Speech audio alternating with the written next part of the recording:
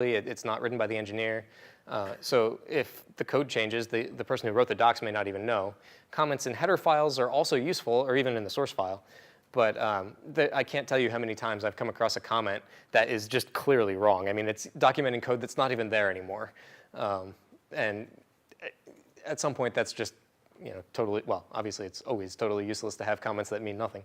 But the unit tests are a great way to document things because not only do they in words describe how things should work, they actually in code describe how things should work because your test case is testing some functionality. So if you've written a particular function and you know how it was intended to be used, a great way to express that to someone else who comes along later is for them to actually see it being used. And a test case is a perfect way to show that because not only is it verifying that it's doing what was expected, but in your test case, you're actually including basically documentation of how the function is supposed to be used, what its return value should be, what should be passed in, what its side effects should be, if it should be throwing exceptions. The more descriptive your unit tests are, the more self-documenting basically your entire project can be. And it also helps to encourage good design. I mentioned that unit tests should be pretty self-contained.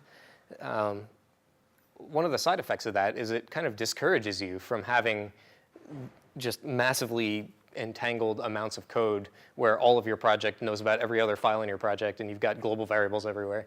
Because if you try and do that with a unit test, it's going to be impossible to write a unit test that tests just one piece of functionality. Your whole application would be involved. So it kind of helps to push you towards encapsulating things and having smaller bits of functionality that are independent of the rest of your application that can be tested independently and then used independently and reused in different parts of your code. So it's pretty nice for helping that. So I mentioned that some of these other languages have some unit testing frameworks. What have you guys used before? I mean, are there classes that have introduced this? Or? JUnit is what we... JUnit? OK, cool. So I guess, what's that? So this is probably going to look a little bit similar then if you've seen that kind of stuff before. JUnit, NUnit, PyUnit, those are some other examples of similar unit testing frameworks for other languages.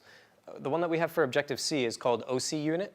One thing that's a little odd about it is that though the name of it is OCUnit, when you look for the headers and actually try and find it while you're working with it, all the headers are named Send Testing Framework, which I don't actually know the history of that or why that is that way. But anyway, it's OCUnit. Just look for Send Testing Kit. Anyway, it ships with the macOS 10 developer tools, so you don't have to go out and try and find it. It's actually, you've got it already. It's on your system. And it's integrated with Xcode. And since the last time that we talked about this, actually, in a couple of years ago, it's actually been more tightly integrated with Xcode than it used to be. You can actually create a new target in Xcode that is a unit testing bundle. And you can basically create that, and it sets everything up for you, and you can start writing your test cases. So it's pretty convenient, and it's been included with the SDK since iPhone OS 2.2. So it's been around for a while. A lot of people are using it, and it works pretty well. So yeah, Send Test Case is the basic building block of all your testing on top of OCUnit or Send Testing. Yeah, it basically automatically is going to run any methods that start with the word test. And this is the part where we're going to get into a little later, some of the crazy what to do or what not to do and how to do it kind of deal.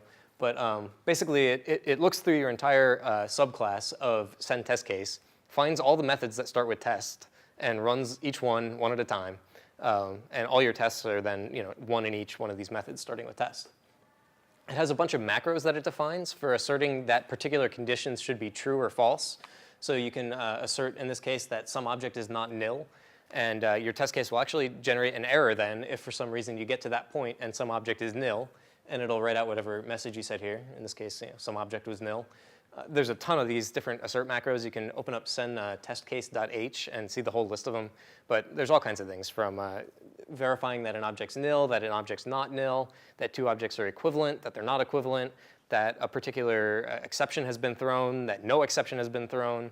You can basically document using all these assert macros, exactly what is supposed to happen as a result of different calls and at different points in the execution of the test. And there's also, then you define setup and teardown methods.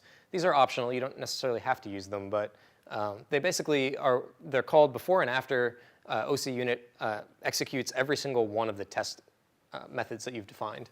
So if you had, for example, you needed to always create this one object that you were going to use in all your test cases, you could create it and set up and destroy it and tear down, and then you'd know that every time that one of your test cases got called, you'd have a brand new, just allocated copy of this object, and you wouldn't have to duplicate that code in each test. So that's pretty convenient if you're writing a bunch of tests to verify your one particular area of functionality, but you're verifying all kinds of different functionality on one class, and you always want a new copy of that class for every test case. Let's get right into it, actually. It's pretty easy. Basically, you've seen pretty much this whole thing before. There's nothing new here. You're going to import the header. It's from sendtestingkit/sendtestingkit.h. We're going to forward declare the class foo. You could also pound import your header, but generally, since in our header for the test case, we don't actually need to use, we're not calling methods on it. We can just forward declare it. And then we're going to declare an ivar of type foo called foo, just to be confusing. We'll call these things the foo tests, and they're going to inherit from send test case. So the header's pretty straightforward. The implementation is actually no more complicated, really. We'll basically implement the setup and teardown methods that we just talked about, and we'll allocate one of these foo objects in the setup. So every new test case that we run will have a brand new foo object, and we'll release it in teardown so that it gets cleaned up afterwards, and we're not leaking memory all over the place while trying to run our test cases. And then you just start implementing methods, and as long as they start with test, they're all going to get called one after the other with the start and or setup and teardown called before and after each one.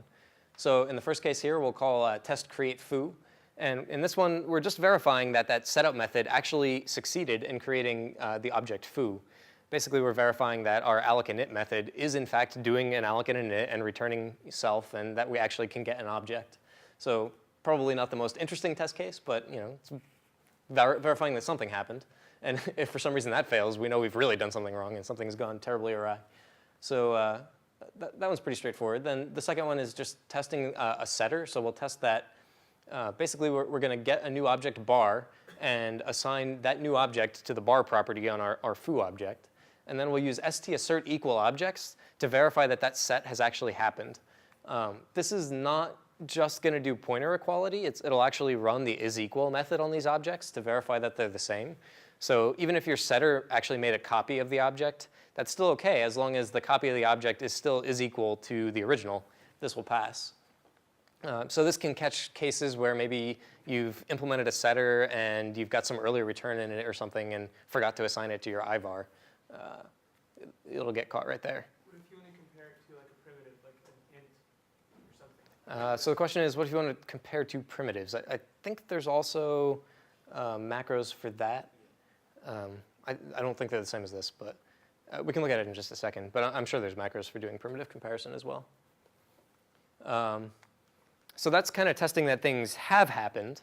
But you may also want to test that things haven't happened. For example, that you haven't thrown some exception. So in this case, we're going to test the access to an out-of-bounds value. This is a little bit odd because it kind of goes against the out-of-bounds behavior of NSRA, but just bear with me for a second. So we'll assume that we're going to have a method on foo called bar@index, and that you can pass whatever index you like. And let's assume that in this test case, we know that there should never be a bar object at index 99. And we'll define that the behavior of bar@index when an object doesn't exist is that it returns nil. This is the odd part because that's not the behavior for NSRA, but let's assume for this case that it is. So in this case, we're going to assert that foo bar@index 99 actually does return nil, and we'll get an error back, and the test case will fail in the case where, for some reason, we actually get an object. All right, so it's probably easier to see this than to talk about it. So let's take a look at what all this looks like. So I've started out actually with a project here that's built a lot of this stuff already. We've got our app delegate, and that's pretty much the same as you've seen everywhere else. There's really nothing special here. Application did finish launching, just makes our window visible, and our dealloc releases it. So we've got a person object defined already, and that person object is just a subclass of NSObject, and it has a single ivar called displayName, and a single property called displayName also, which just copies the assigned value into it. And person.m has this implemented. We're synthesizing displayName, so we don't actually need to write the methods. So there's really nothing else. The dealloc will just release it when we're done. Since it was copy, we actually have a retain count, so we have to release it.